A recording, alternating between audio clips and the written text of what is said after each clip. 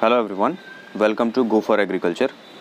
तो आज के लेक्चर में हम पढ़ने वाले हैं कंपोस्ट के बारे में, जो कि एक बल्कि ऑर्गेनिक मैन्योर का एग्जाम्पल है। तो इससे पहले मैंने लेक्चर नंबर 12 में ये बताया था कि मैन्योर जो होता है एनिमल और प्लांट वेस्ट से बनता है। ठीक है, आज हम बात करेंगे कंपोस्ट के बारे में। तो कंपोस्ट क्या होता है? एक रॉटेड मास है, मतलब सड़ा हुआ मास है। किसका? ऑर्गेनिक मैटर का, जो कि हम वेस्ट से बनाते हैं। ठीक है, कचड़े से। तो जैसे एक डिफरेंस अगर हम बात करें तो मैन्योर में क्या होता है, हम जो फार्म एनिमल्स होते हैं उनके वेस्ट को कंसीडर करते हैं। जो फार्म प्रोड्यूस होता है, मतलब फार्म प्रोड्यूस उसके बाद जो वेस्ट बचता है उनको यूज़ करते हैं। जो लिटर होता है जो एनिमल सेड्स का, उनको यूज़ करते हैं। लेकिन कंपोस्ट में जो हमारी प्रायोरिटी होती है वो फार्म वेस्ट पे होती है। ठीक है, उसमें हम मतलब फार्म पे से एनिमल वेस्ट को हम कलेक्ट नहीं करते हैं, लेकिन हाँ कभी कभी हम जो एनिमल एक्सक्रीटा है उन सब को भी कंपोस्ट में मिला देते हैं। लेकिन जो कंपोस्ट मेनली जो बना है वो प्लांट ऑर्गेनिक मैटर से बना हुआ है, मतलब जो रॉटेड ऑर्गेनिक मैटर है, जो जिसका मेन सोर्स क्या है, प्लांट है, उनसे बनता है। तो ऑर्गेनिक मैटर जो मैं बोल रहा हूँ, यानी बाय डेफिनेशन अगर बात करें तो कंपोस्ट क्या है? It is a dark brown rotted organic matter made from waste through microbial process. तो यहाँ पे कुछ वर्ड्स पे हमें ध्यान देना है कि पहला तो जो कंपोस्ट है उसका कलर क्या होता है। जो अच्छा कंपोस्ट है उसका कलर होना चाहिए डार्क ब्राउन। ठीक है, दूसरा ये बना कैसे है? माइक्रोबियल प्रोसेस से, यानी इस पे माइक्रोब का एक्शन होगा। किस पे? ऑर्गेनिक मैटर पे। ठीक है, अब ऑर्गेनिक मैटर क्या? ऑर्गेनिक मैटर के अंदर आएगा शुगर केन का trash, paddy straw, weeds and other plants and some other waste. यही अदर वेस्ट में आके आता है जो हमारा एनिमल का जो एक्सक्रीटा वगैरह है, थोड़ा जो हमें मतलब माइक्रोबियल एक्शन को बढ़ाने के लिए यूज़ करना पड़ता है, वो आ जाता है ऑर्गेनिक वेस्ट के अंदर। तो अभी जो भी मैंने एग्जांपल्स दिए, sugar cane trash, paddy, weeds और वगैरह जो भी हैं, ये क्या है? फार्म के प्रोड्यूस हैं। ठीक है, तो ये जो कंपोस्ट है ये दो तरीके का होता है। एक होता है फार्म कंपोस्ट, और अगर यही कंपोस्ट जो अगर बनाया जाए हमारे जो टाउन के जो रेफ्यूजेस हैं, लाइक नाइट सॉइल हो गया, स्ट्रीट स्वीपिंग्स हो गया और डस्टबिन रिफ्यूजेज हो गए, अगर ये सब मतलब डस्टबिन का कचरा हो गया, रोड पे के स्ट्रीट्स पे जो पत्ते वगैरह गिरे होते हैं वो नाइट सॉइल हो गया, इन सब से अगर हम बनाते हैं कंपोस्ट तो वो टाउन कंपोस्ट कहलाता है। यानी कंपोस्ट दो होगा, एक फार्म कंपोस्ट यानी कम्प्लीटली फार्म के जो प्रोड्यूस हैं या फिर जो वेस्ट है उनको यूज़ करके, और दूसरा जो है टाउन कंपोस्ट, जो कि टाउन के रेफ्यूजेस को हम लोग यूज़ करते हैं। तो अब इनको दो कैटेगरीज में हम अभी देख लेते हैं कि जो हमारा फार्म कंपोस्ट है, ठीक है, फार्म कंपोस्ट यानी जो फार्म प्रोड्यूस से बना हुआ है, उसमें जो एनपीके का परसेंटेज होता है, अगर हम 1 kg ऑफ अगर फार्म कंपोस्ट यूज़ कर रहे हैं तो वहाँ पे क्या होगा? 0.5% नाइट्रोजन मिलता है उससे, 0.15% फॉस्फोरस मिलता है और 0.5% पोटेशियम मिलता है। ठीक है, और इस वैल्यू को अगर हमें इंक्रीज़ करना है तो जिस टाइम पे हम कंपोस्ट बना रहे हैं, ठीक है, मतलब जिस टाइम पे अभी हम इसके मेथड के बारे में बात करेंगे, किस मेथड से इसे बनाया जाता है। तो जिस टाइम पे हम कंपोस्ट बना रहे हैं उस टाइम पे हम क्या करते हैं? केमिकल्स का मतलब एडिशन कर देते हैं, यानी सुपर फॉस्फेट हो गया और रॉक फॉस्फेट। इनको हम 10 kg या फिर 15 kg पर ton of the raw material जिससे हम बना रहे हैं कंपोस्ट, उसके साथ अगर हम यूज़ कर दें, ठीक है, इनिशियल स्टेज में, तो जो हमारा जो कंटेंट है एनपीके का, वो जो हमारा कंपोस्ट बनने वाला है उसमें इन्हांस हो जाएगा। ठीक है, तो ये याद रखना है कि फार्म कंपोस्ट में जो हमको एनपीके मिलता है वो है 0.5%, 0.15% और 0.5%, यानी एनपीके का वैल्यू हो गया। यही अगर हम बात करें टाउन कंपोस्ट में तो एनपीके का वैल्यू थोड़ा ज़्यादा होता है। ठीक है, जो नाइट्रोजन मिलता है वो मिलता है 1.4%, जो फॉस्फोरस मिलता है वो मिलता है 1%, और जो पोटेशियम मिलता है वो मिलता है 1.4%। ठीक है, अब जो मेथड है कंपोस्ट बनाने का, यहाँ पे एक वर्ड पे ध्यान देना है कि ये जो कंपोस्ट है उसको हम लोग ब्लैक गोल्ड भी कहते हैं। ठीक है, ये ध्यान रखना है, compost is also called black gold. अब जो हमारा टॉपिक है वो है स्टेप्स, मतलब किस स्टेप से कौन सा बेस्ट स्टेप है या फिर कौन सा तरीका है जिससे हम कंपोस्ट को बहुत एफिशिएंट वे में बना सकते हैं। तो इसको भी मैंने 5 स्टेप में बताया है। सबसे पहला है प्रिपेयर ट्रेंच, जैसे हमने मैन्योर में पढ़ा था, वहाँ पे भी ट्रेंच बनाते थे सबसे पहले, और यहाँ पे भी ट्रेंच बनाएंगे। ठीक है, जिसका लेंथ होना चाहिए 4 to 5 मीटर का, ब्रेड्थ होना चाहिए 1.5 से 2 मीटर का, और जो उसका डेप्थ होना चाहिए 1 to 2 मीटर का। ये पहला स्टेप हो गया, मतलब ट्रेंच बनाना। सेकंड है कि फार्म वेस्ट को हम क्या करेंगे? उस ट्रेंच में प्लेस करेंगे। वहाँ पे हमने क्या बनाया था? हीप बनाया था सेक्शन वाइज, मतलब मैन्योर में। कंपोस्ट में क्या करेंगे? जो अभी हम जो मेथड पढ़ रहे हैं इसके सेकंड स्टेप में फार्म वेस्ट को उस ट्रेंच में डालेंगे, लेकिन लेयर वाइज, मतलब जितना बड़ा हमने ट्रेंच बनाया है उसके बेस पे पूरे हम वेस्ट को क्या करेंगे? स्प्रेड आउट कर देंगे, मतलब एक लेयर तैयार करेंगे। फिर उसके ऊपर हम लोग थर्ड स्टेप में क्या करेंगे? एक जो लेयर हमने बना लिया उसको स्प्रिंकल करेंगे काउडंग उसके ऊपर, काउडंग का स्लरी और वाटर कुछ भी स्प्रिंकल करके उस लेयर को क्या कर देंगे? मॉइस्चर कर देंगे। ये हमारा थर्ड स्टेप है। फोर्थ स्टेप में क्या करेंगे? जो ट्रेंच है उसको उसी तरीके से लेयर वाइज बनाते चले जाएंगे जब तक वो जो ट्रेंच का हाइट है, यानी ट्रेंच में जो हम बना रहे हैं, मतलब फार्म वेस्ट को डाल रहे हैं, तब तक उसमें डालते रहेंगे जब तक ये फार्म वेस्ट का हाइट कहाँ तक नहीं पहुँच जाता है, 1/2 metre above the ground level. ठीक है। और उसमें क्या, हम ये जब भी ट्रेंच बनाते हैं ये ध्यान रखते हैं कि वो हमेशा शेडेड एरिया में हमें बनाना होता है, ताकि हम लोग का वाटर का जो कंजम्पशन है, मतलब उसमें जो मॉइस्चर रहे वो ज़्यादा, मतलब मेंटेन रहे, वो ज़्यादा ड्राई नहीं हो जाए। तो 4 स्टेप तक हमने क्या कर दिया कि 1/2 मीटर अबव ग्राउंड लेवल तक जब ट्रेंच भर जाए तो उसको वैसे ही छोड़ देते हैं, बस उसमें मॉइस्चर लेवल का हमेशा ध्यान रखते हैं। और 5 to 6 मंथ बाद वो जो हमारा फार्म वेस्ट है वो कन्वर्ट हो जाएगा कंपोस्ट में। तो ये बेस्ट मेथड है कंपोस्ट बनाने का। ठीक है। अब बात करते हैं कंपोस्ट का जो एप्लीकेशन है उससे फ़ायदा क्या होता है। ठीक है। तो कंपोस्ट एप्लीकेशन अगर हम कर रहे हैं, अगर कंपोस्ट अगर उसमें हम लोग फार्म में डालते हैं तो 2-3 साल बाद जो हमारा प्रोडक्टिविटी है फार्म से, वो अप्रॉक्स यानी ईल्ड है वो 2% बढ़ जाता है। लेकिन अगर हम फर्स्ट ईयर, जैसे अभी तक हमने कंपोस्ट अपने फील्ड में नहीं यूज़ किया, और अगर हम फर्स्ट ईयर यूज़ कर रहे हैं तो हमारा ईल्ड जो होगा अप्रॉक्स 9% इंक्रीज़ कर जाता है। यानी कंपोस्ट जो है सिर्फ ईल्ड ही इंक्रीज़ नहीं करता है, इसमें और सारा फ़ायदा क्या है कि सॉइल की फिजिकल बायोलॉजिकल प्रॉपर्टी को इन्हांस करता है, और भी न्यूट्रिएंट को प्रोवाइड करता है, यानी सिर्फ एनपीके नहीं, और भी जो सल्फर है, कैल्शियम है, उनको ही प्रोवाइड करता है। तो बहुत सारा इसका फ़ायदा है। लेकिन ये ध्यान रखना है, बाई ईल्ड अगर हम कंपोस्ट फर्स्ट ईयर यूज़ कर रहे हैं तो 9% इंक्रीज़ हो जाएगा ईल्ड में, और ऑन एन एवरेज देखें तो हर साल 2% इंक्रीज़ मिलता ही है ईल्ड का। ठीक है। अब आते हैं एसेंशियल रिक्वायरमेंट्स, मतलब जब हमें कंपोस्ट बनाना है तो उसका रिक्वायरमेंट क्या क्या चाहिए। एक पहला है सूटेबल स्टार्टर। सूटेबल स्टार्टर का मतलब ये होता है कि हमें प्रॉपर जो भी मटेरियल है, यानी ऑर्गेनिक वेस्ट चाहिए। ठीक है। ये सब चीज़ें हमें चाहिए होता है। ठीक है। सूटेबल स्टार्टर मतलब सिर्फ जिससे हमें कंपोस्ट बनाना है। दूसरा, इनफ वाटर। ठीक है। क्योंकि मैंने जैसे बताया कि वो ड्राई अप नहीं होना चाहिए, प्रॉपर मॉइस्चर मतलब मेंटेन होना चाहिए, क्योंकि अगर मॉइस्चर मेंटेन नहीं रहेगा तो जो भी उसमें डिकम्पोजिशन प्रोसेस है वो स्लो हो सकता है। इवन बहुत ज़्यादा ड्राई हो गया तो उसके अंदर जो माइक्रोब्स है वो मर जाएंगे। ठीक है। तो वो पॉपुलेशन मेंटेन रहे, इसलिए प्रॉपर मॉइस्चर हमें मेंटेन करना पड़ता है। थर्ड है एरेशन, प्रॉपर एरेशन देना है। अगर एयर सर्कुलेशन अगर वहाँ पे नहीं होगा तो क्या होगा, वो प्रॉपर डिकम्पोज नहीं होगा और टाइम भी ज़्यादा लगेगा डिकम्पोजिशन में। ठीक है। और लास्ट है माइक्रो ऑर्गेनिजम्स। तो ये 4 एसेंशियल रिक्वायरमेंट्स हैं जो कि कंपोस्ट बनाने में हेल्प करता है। ठीक है। तो आई होप ये चीज़ें यहाँ तक क्लियर हैं। हमारा जो नेक्स्ट टॉपिक है वो है सिस्टम ऑफ कंपोस्टिंग। तो इस सिस्टम ऑफ कंपोस्टिंग पे मैं एक डेडिकेटेड वीडियोस बनाऊंगा जिनमें इन 5 जो सिस्टम है उनको डिटेल में बताऊंगा। लेकिन अभी बस नाम देख लेते हैं कि कंपोस्टिंग का जो हमारा मेथड है इंडिया में जो हम अप्लाई करते हैं वो 5 मेथड है। फर्स्ट है ADCO मेथड या फिर ADCO प्रोसेस। ठीक है। सेकंड है एक्टिवेटेड कंपोस्ट प्रोसेस। थर्ड है इंदौर मेथड। फोर्थ है बेंगलोर मेथड। और फिफ्थ है कोयम्बटूर मेथड। ये 5 मेथड के लिए मैं एक डेडिकेटेड वीडियो बना दूंगा। नेक्स्ट है हमारा बेनिफिट, जो कि मैंने एडवांटेजेस अभी बताए थे, मैंने सिर्फ ईल्ड वाइज बताया था। इसको और बेनिफिट देख लेते हैं कि सबसे पहला, अगर कंपोस्टिंग हम करते हैं तो इन्वायरमेंट में जितना वेस्ट है वो क्या होगा, क्लीन होगा इन्वायरमेंट से। ठीक है। क्लीन होगा। और दूसरा चीज़ है कि जो वेस्ट अगर हमारा क्लीन हो रहा है तो वो टॉक्सिक सब्सटेंस को क्या करेगा, डिग्रेड करेगा। हैवी मेटल जो है उनको भी डिग्रेड करेगा, ख़त्म कर देगा उनको। ठीक है। और साथ साथ प्लांट को क्या करेगा, वैल्यूएबल ऑर्गेनिक मैन्योर भी क्या करेगा, सप्लाई करेगा।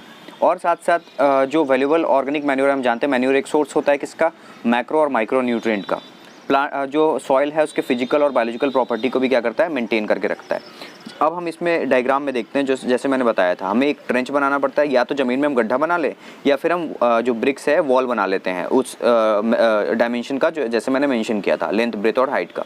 ठीक है। ऊपर से हमने ढक दिया है कि बाहर से कोई मॉइस्चर ना हो जाए या फिर ज़्यादा ड्राई नहीं हो, ये तो हम बाहर से प्रोटेक्ट करने के लिए कर रहे हैं। ठीक है। अगर यहाँ पे इस रीजन में देखो तो इसमें क्या किया गया है कि उसे थोड़ा सा राइज किया गया है इस लेवल से, मतलब ग्राउंड लेवल से, जो मैंने 1/2 मीटर अप्रॉक्स हाइट बनाने बोला था।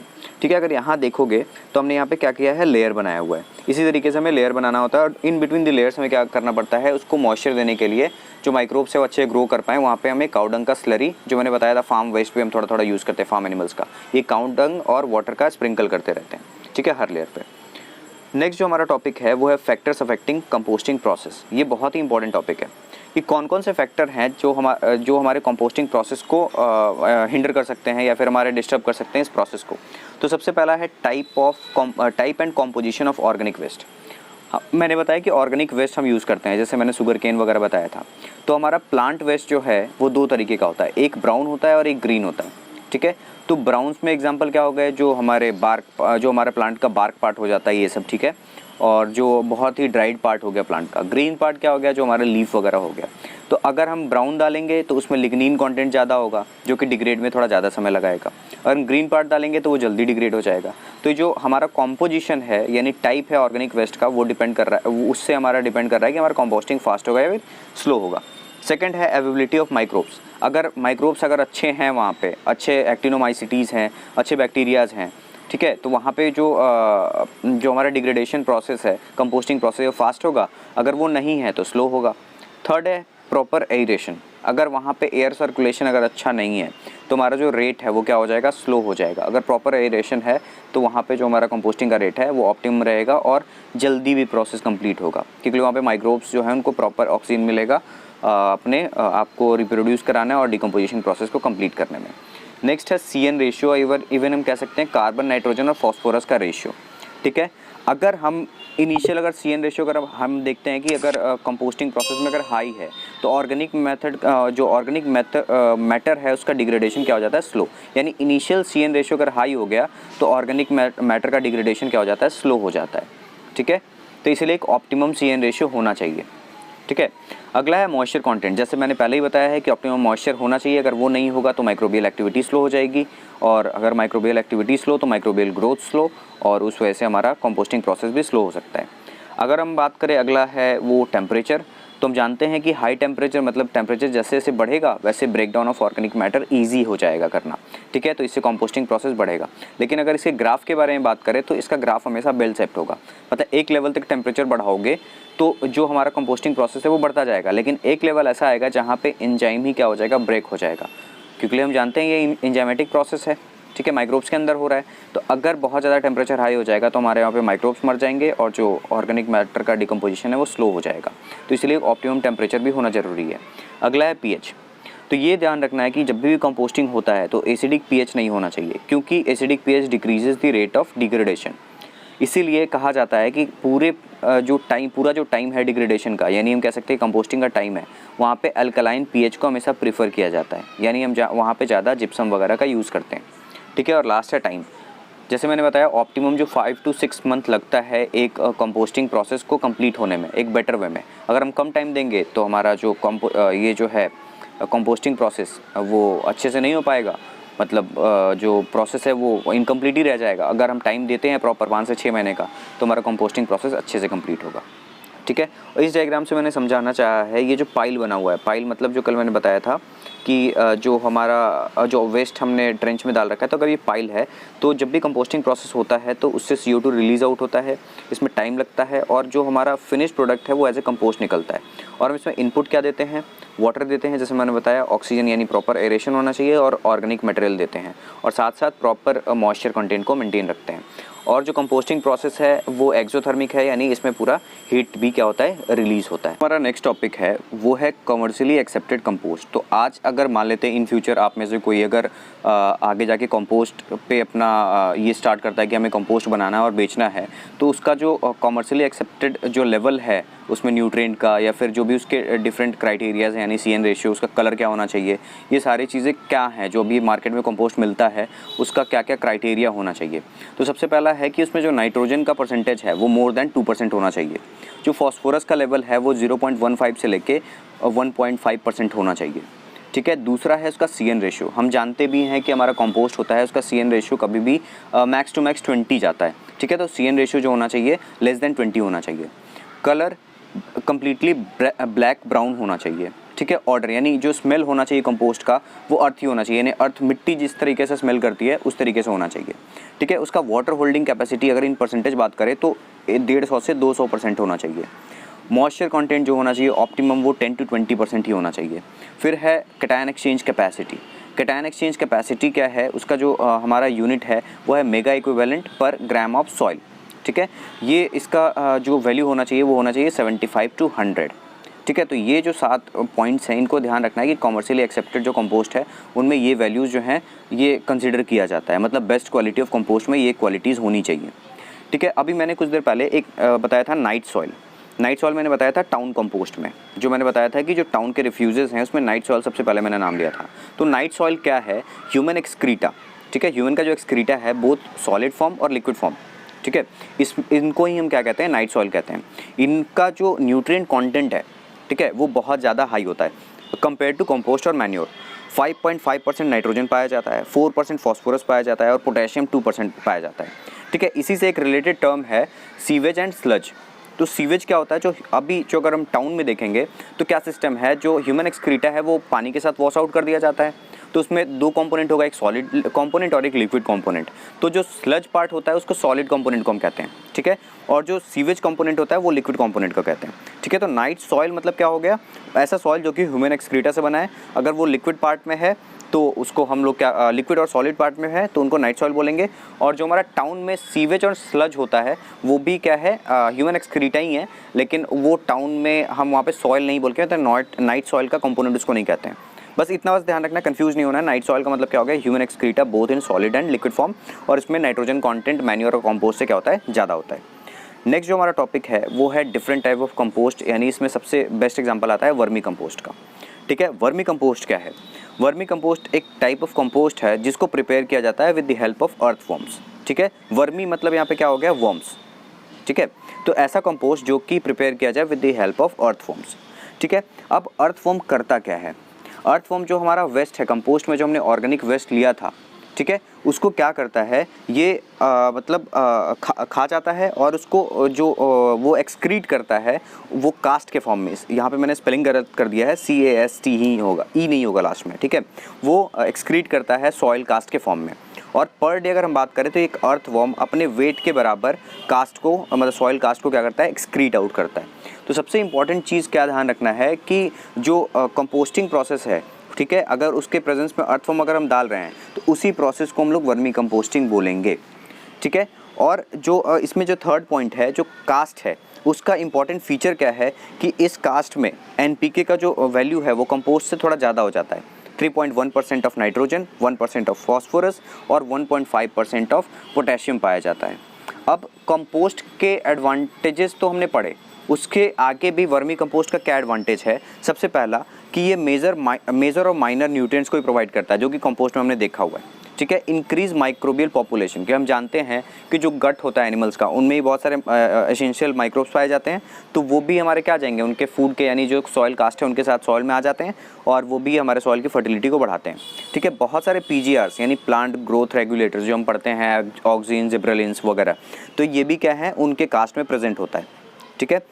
अगर हम कंपोस्ट और मैन्योर के बारे में बात करें और उनसे कंपेयर करें वर्मी कंपोस्ट को, तो जो वर्मी कंपोस्ट का न्यूट्रिएंट है उसको क्विकली एब्जॉर्ब कर पाता है प्लांट, FIM और मैन्योर से अगर कंपेयर करके बात कर रहे हैं तो, ठीक है। और जो वर्मी कंपोस्ट है वो पिलेट्स के फॉर्म में होता है, अगर हमने छोटा छोटा देखा हो, अगर कभी आपने देखा हो, तो इसलिए वो जो है प्रॉपर एरेशन में भी हेल्प करता है।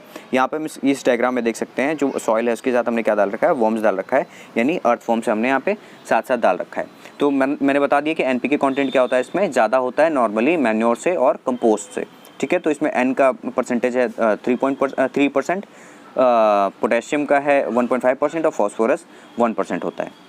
अगर हम वर्मी कंपोस्ट बनाना चाह रहे हैं तो उसके लिए हमें प्रिपेयर वैसे ही ट्रेंच बनाना होता है, जिसका ऑप्टिमम जो लेंथ है, इन जनरल लेंथ 2 मीटर का, ब्रेथ 1 मीटर का, और जो उसका डेप्थ होना चाहिए 1/2 मीटर का होना चाहिए, ठीक है। और कभी भी हम, जैसा अभी मैंने बताया है कि कभी भी हम ट्रेंच को कहाँ बनाते हैं, सेडी एरिया में बनाते हैं, ताकि हमें वहाँ पे प्रॉपर मॉइस्चर मेंटेन करने में दिक्कत ना हो, ठीक है। उसके बाद क्या करते हैं, हम उसमें काऊ डंग मिलाते हैं, प्लांट रेसिड्यूज़ मिलाते हैं, वीड्स को मिलाते हैं लेयर वाइज, जैसे कि हमने अभी जस्ट बात किया कंपोस्टिंग मेथड में करते हैं। और उसके बाद हम क्या करते हैं, मतलब सॉइल को भी वहाँ पे हर लेयर में सॉइल को और अर्थवॉर्म को लगाते जाते हैं। जैसे हमने लेयर वहाँ फॉर्म किया था, सेम जैसे कंपोस्ट में हम लेयर बनाया था, वैसे ही वर्मी कंपोस्ट में भी हम यहाँ लेयर बनाएंगे, और इसमें यहाँ पे हमें वाटर के साथ साथ अर्थवॉर्म भी डालना होता है, ठीक है। हमने इस लेयर में अर्थवॉर्म डाल दिया और वाटर वहाँ पे डाल देंगे, ताकि जो अर्थवॉर्म हमने देखा है कि अर्थवॉर्म कब निकलता है, वो जब पानी बहुत ज़्यादा होता है, उनका सूटेबल कंडीशन क्या, मतलब उनको क्या वाटर चाहिए होता है, मतलब अपने सर्वाइवल के लिए, तो हम वहाँ पे वाटर भी डालते रहेंगे ताकि उनको मॉइस्चर जो है प्रॉपर मिलता रहे। और जो फिर उसके बाद क्या होगा, जो कंपोस्ट है यानी हमारा वर्मी कंपोस्ट है वो 2 से 3 मंथ में क्या हो जाता है, तैयार हो जाता है। तो कंपोस्ट में हमारा जो टाइम लग रहा है 5 to 6 मंथ लग रहा है, लेकिन वर्मी कंपोस्ट में 2 to 3 मंथ लग रहा है, तो यहाँ पे हमारा टाइम भी बचाता है वर्मी कंपोस्ट मेथड। और इफ़ इन केस अगर मैं बात करूँ तो वर्मी कंपोस्ट हमें सस्ता, बहुत सस्ता मिलता है। अगर विलेज एरिया में बात करें तो 6 to 7 रुपीज़ पर kg वर्मी कंपोस्ट मिल जाता है। जो वॉर्म्स हैं वो महंगे, अप्रॉक्स 300 to 400 पर kg वॉर्म्स मिलते हैं, ठीक है। तो ये इनके स्टेप्स हो गए। अब हमारा पार्ट है इनका एडवांटेज, वर्मी कंपोस्ट का क्या एडवांटेज है, ठीक है। तो ये मैंने सारा बता दिया है कि जैसे जिस मैंने बता ही दिया था कि मेजर और माइनर प्लांट न्यूट्रिएंट देता है और माइक्रोबियल पॉपुलेशन को इंक्रीज़ करता है। माइक्रोबियल पॉपुलेशन में वैम हो जाता है, ठीक है। वैम आपने सुना होगा, वैस्कुलर आर्बेस्कुलर माइकोराइजा, ठीक है। नाइट्रोजन फिक्सिंग बैक्टीरियाज को बढ़ाता है, एक्टिनोमाइसिटीज़ के पॉपुलेशन को बढ़ाता है, पीजीआर को। तो ये सारे चीज़ें क्या हैं, इसके एडवांटेजेस में आती हैं। ये जो लास्ट चार्ट मैंने सामने खोल रखा है, ये क्या है, मैं यहाँ कंपेयर कर रहा हूँ जो भी अभी हमने बल्कि ऑर्गेनिक मैन्योर पढ़ा है। सबसे पहले मैंने FYM बताया था, ठीक है। उसके नाइट्रोजन, पोटेशियम और फॉस्फोरस के रेशियोज़ मैंने यहाँ दिए हैं। कंपोस्ट, तो इस चार्ट में मैंने 5 चीज़ों को कंपेयर किया है, FYM, compost, town compost, night soil and vermi compost. तो यहाँ पे जो ग्रीन है वो ग्रीन में आप देख सकते हो सबसे हाईएस्ट रेशियो। तो नाइट्रोजन सबसे हाईएस्ट पाया जाता है नाइट सॉइल में, यानी जो ह्यूमन एक्सक्रीटा है, ठीक है। फॉस्फोरस भी सबसे ज़्यादा उसी में है और पोटेशियम भी सबसे ज़्यादा उसी में है। तो फार्मर्स अब डायरेक्ट तो किसी के एक्सक्रीटा को, ह्यूमन एक्सक्रीटा को यूज़ नहीं करेंगे, तो इसलिए जो बेस्ट सोर्स है आप यहाँ से कंपेयर कर सकते हो अभी तक के डिस्कशन में। जो हमारी नेक्स्ट लेक्चर होगी वो हम करेंगे ग्रीन मैन्योर पे, तो उसमें भी हम देखेंगे, वहाँ पे भी हम कंपेयर करेंगे इन सारों को। तो अभी के लिए अगर हम बात करें तो अभी तक हमने जितना पढ़ा है, सबसे ज़्यादा नाइट्रोजन किस में है, नाइट सॉइल, और उसके बाद अगर हम बात करें तो वर्मी कंपोस्ट, ठीक है। दूसरा फॉस्फोरस का जो ग्रेट सोर्स है वो तो भी नाइट सॉइल ही है, उसके बाद हमारा वर्मी कंपोस्ट आता है। और जो पोटेशियम है उसके लिए अगर हम बात करें तो वो उसमें भी वर्मी कंपोस्ट आता है। इसीलिए फार्मर्स को कंपोस्ट और मैन्योर को छोड़ना तो नहीं चाहिए, लेकिन हमारा टाइम टेकिंग भी क्या है, वर्मी कंपोस्ट कम समय ले रहा है, तो आज के फार्मर्स को स्मार्ट बनना चाहिए और जो हम मैन्योर्स वगैरह यूज़ कर रहे हैं, जो फर्टिलाइजर्स यूज़ कर रहे हैं, उनका कम यूज़ करके हम वर्मी कंपोस्ट का ज़्यादा यूज़ करें, ताकि हमारे प्लांट को प्रॉपर न्यूट्रिशन भी मिल पाए, फार्मर्स अपना टाइम भी बचा पाएँ और उन्हें एफर्ट भी कम लगाना पड़े। तो आई होप आज का लेक्चर आप सबको क्लियर है। आज के लेक्चर में हमने बहुत सारी चीज़ें कवर करी हैं। कंपोस्ट क्या होता है, ठीक है, कंपोस्ट बनाने का स्टेप क्या है, उनके न्यूट्रिएंट कॉम्पोजिशन के बारे में हमने बात किया, ठीक है। उसके बाद हमने बताया था कि बेस्ट क्वालिटी ऑफ कंपोस्ट में कौन कौन सी क्राइटेरियाज हम कंसीडर करते हैं। उसके बाद मैंने वर्मी कंपोस्ट के बारे में बताया, ठीक है, वर्मी कंपोस्ट क्या होता है, उनके स्टेप्स कौन कौन से हैं प्रिपरेशन के। तो आई होप ये चीज़ें आज अच्छे तरीके से क्लियर हैं। अगर किसी को कुछ पूछना है तो वो वीडियो के कमेंट सेक्शन में पूछ सकता है, और साथ साथ आप हमारे Instagram channel go for agriculture को भी फॉलो कर सकते हैं, ताकि आपको हमारी आने वाली वीडियोज़ की अपडेट्स मिलते रहें। और अगर ये वीडियो अच्छी लगी है तो subscribe to our channel go for agriculture. Till then stay tuned. अगर किसी को भी इस वीडियो की लेक्चर की PDF या PPT चाहिए तो नीचे दिए गए वेबसाइट पे जाके उसे डाउनलोड कर सकता है। तो चलिए मिलते हैं फिर नेक्स्ट लेक्चर में।